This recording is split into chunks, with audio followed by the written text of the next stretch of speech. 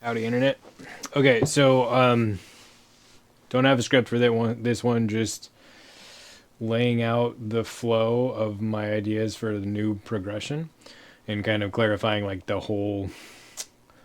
Now I feel like I have a little bit of an idea of the thing as a whole and what parts of it are really important.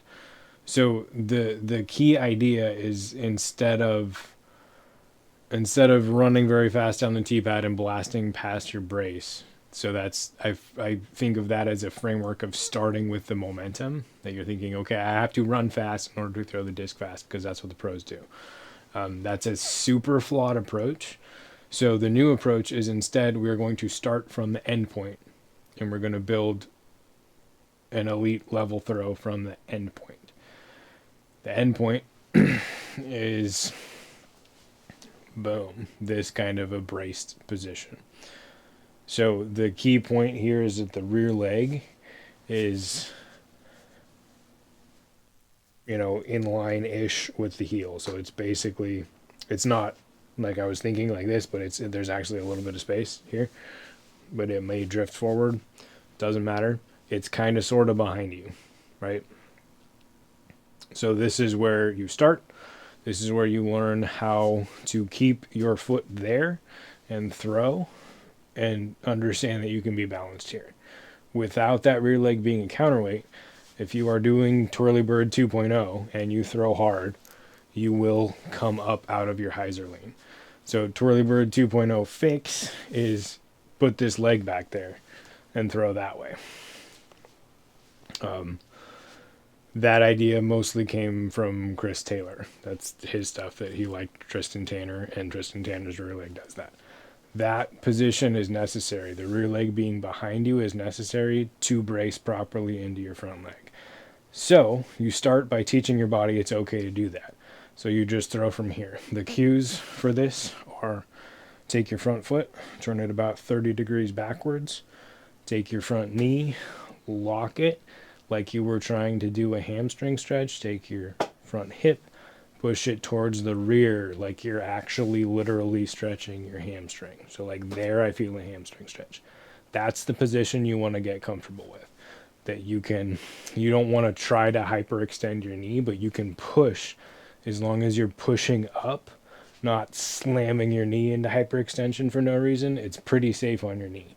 The whole idea of this throw is that you're going to set your toe down, set your heel down, and once your heel is down, your leg is going to lock into just moving in that plane. Like this plane right here. There is no rotation. So everyone has a problem that they open their front foot and then their knee is rotating and it keeps rotating.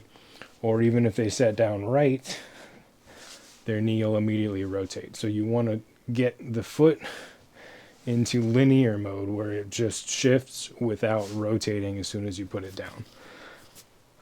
Very important safety cue. Someone on my Patreon asked me, how do I stop the front foot from rotating? You don't. Let it rotate. Your foot rotates as a safety mechanism to keep your knee from blowing out. So you should never, ever, ever, ever try to stop your foot from rotating. If your foot needs to rotate, let it rotate. That's fine. Your throw can suffer, but your knee will live to throw another day. So when you get this right and you're shifting behind you, the rotation happens here and here and here. Not that we're squishing bugs. Sorry, I shouldn't have done that. Take it back. But it's the gingerbread person thing, right? Gingerbread person, disc golf mode, throw. That's the whole point, is that you're organizing this part of your body around this part of your body, and this part of your body is not moving sideways. It's just moving in piston mode. So you set piston mode up here, and you say, okay, then load, and then piston, boom, and everything rotates while this is pistoning, but it doesn't end up pistoning that way. It ends up pistoning that way. Because this is where it gets confusing. Because you've set down. You're setting down like you're doing this, but you're doing it while your weight is here. So this push ends up going that way. and it moves. So the hip like goes here and then zzz, and does a J backwards. Yeah. And then this side keeps going forward. So you get a switch, right? The video we did with the last stupid puppet, as here's my hips, right? I'm going to go here, and then this one's going to load and fire, and they're going to switch. It goes here to there. Feel like I skipped something. So, yeah, well, let's go back. So, gingerbread person mode, 30 degrees, locked. Just feel that the weight can stay in your heel and you can stay in that hamstring stretch. That's part of the balance calibration and part of building your glute medius. And then extend toe to head, lift up, balance, drop down, balance. Don't let the knee move. Boom. Just static. Then when you can do that, you can start to add a little bit of a down and up, and feel how the extension helps make everything slam forward quicker on the left side. And you start to get something like this. Keep in mind you want your hit to go towards 10, not towards 12. Very easy to screw that up. It's okay, you can correct it later. But you're getting a nice load and unload. So Yanni's spaghetti drill is 100% in on this. So you can try, keeping your arms stiff. When you swing back, let the elbow break, but think about driving the elbow forward and letting your spaghetti bend and then unwind. Boom. Getting that elbow coil is super important. But that's where you start to get insane amounts of power, is if you use that lever correctly. And that drill is the best way to get that to work. So hopefully the progression makes more sense.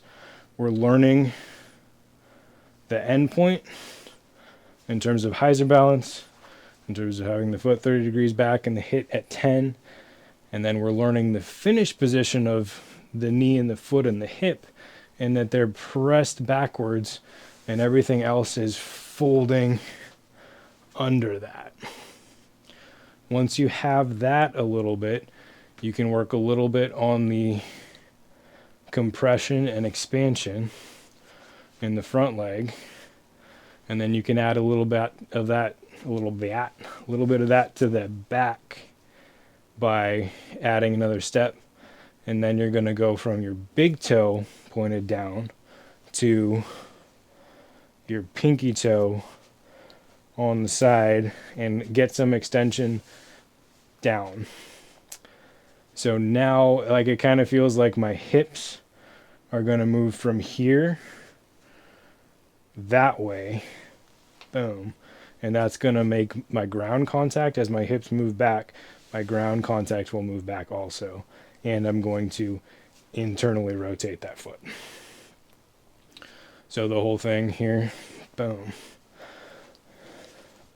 So now you're starting to add a little bit of targetward motion to the rear foot. Just here, adding a little bit of drift. This gets overdone by players when I first give them this.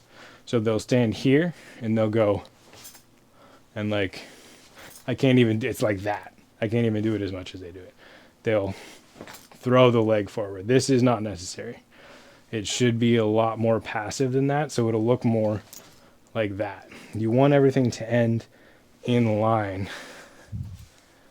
So your spine is in line. Sorry, hit the mic. Spine is in line with your foot. Boom. But you have a little bit of expansion with both legs. A little bit of extension going into your hip. It's totally going to fall. There we go. Okay. So that's, I don't know how many micro steps, but a lot. Then you can add depth and take away a little bit of width. So this is about where you want to be, shoulder width and a half. A lot of beginners end up trying to throw here, and it doesn't work. One, your toes are out, you can't move your hips. But two, you're too wide. Like if I'm this wide, this leg is stuck. I can't get it to where it needs to go because I have to get too far forward, and then there isn't time to get my leg there. So you need to be a little bit shallower, right? Start here where you're the most shallow. Your leg's already in place. Then add a little more front to back width, back of the T-pad to front of the T-pad. Shift the weight directly over this hip, and then start to shift it forward, loading the heel, but don't get forward. If you get forward, you're screwed. Now you've got short leg, long leg, and all you can do is have your front leg included in your axis of rotation. So instead of that, get here, shift forward into the heel, and allow the rear leg to reposition into your finish position. This step is slightly exaggerated. It's not going to be this forced when you actually have a run up and there's already momentum in your rear leg. It's a progression. That each step is not the finished throw, obviously. So you're just getting used to, you got used to the rear leg counterweight position, added a little bit of targetward motion and some internal rotation to the rear leg, and then you add more when that feels comfortable and you can throw well like that with shadow throws and with actual throws. Then you can progress to a next step. So a next step should literally look like this. 1, 2, 3, throw exactly like you just did. Don't add speed, just add the footwork as a placeholder, and then very, very, very slowly add speed, making sure that you keep the mechanics correct. The hardest thing to get, the thing that I still struggle with, my X step is pretty good. I've built muscle memory for keeping that small. I have a hard time keeping my plant as closed as I would like, because when your brain tries to throw hard, it tries to open up and throw from the back leg, basically. Works very well in the slingshot method, does not work very well for the way that I'm trying to brace. So the hardest part for me in my throw currently is slowing down enough and committing enough and having enough offset. Like I try to plant here where it's not enough offset and not enough toe back, and then my brace doesn't work.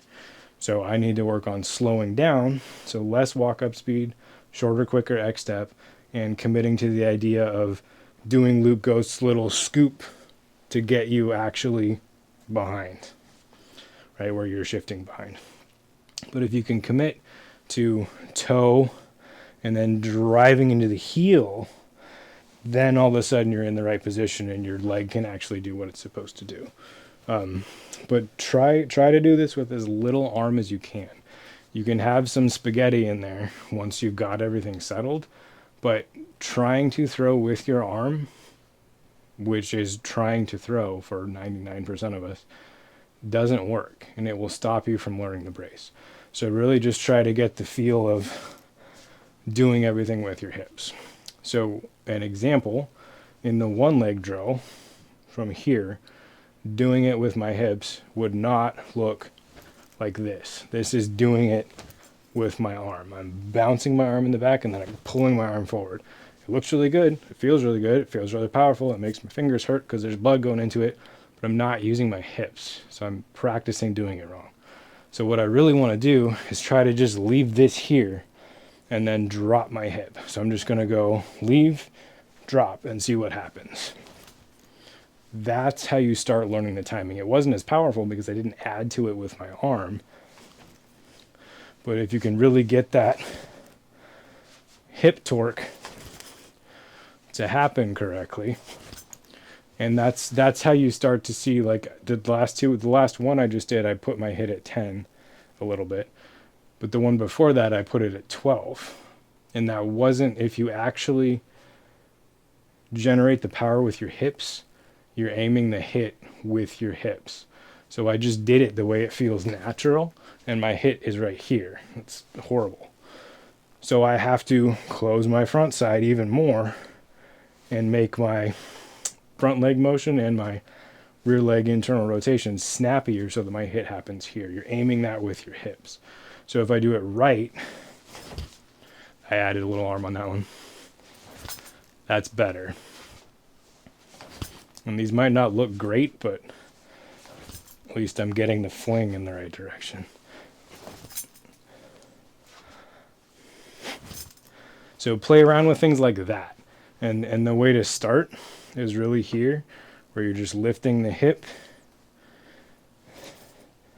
and feeling that rotation. And the power is coming from the hips. So it comes and goes. Like, you'll get it to feel good, and then you'll think, okay, let me add a little bit of arm power, and let me add a little more arm power, and then let me add all the arm power.